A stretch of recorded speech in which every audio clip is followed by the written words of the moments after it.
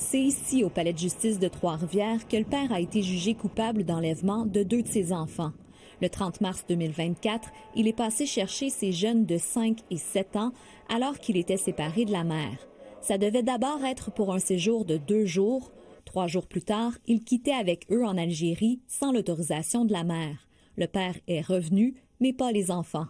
Je peux vous dire qu'aux dernières nouvelles de ce qui était récolté dans la preuve, les enfants se portaient bien. Comme ils se portaient bien à Trois-Rivières, ils se portent bien en Algérie, là. Ils ne sont pas sur un territoire de guerre, ils ne sont pas en Iran, ils ne sont pas en Syrie, ils se trouvent dans leur pays, auprès de leur famille, et ils se portent aussi bien qu'ils se portaient à Trois-Rivières. L'avocat du père compte d'ailleurs en appeler du verdict de culpabilité d'enlèvement.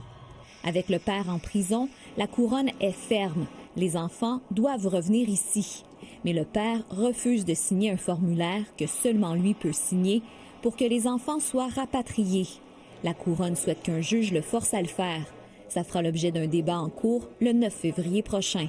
Il est de notre position en défense que n'eût été de l'ordre de le garder détenu lors de son enquête sur remise en liberté, les enfants auraient été de retour à Trois-Rivières depuis très longtemps déjà.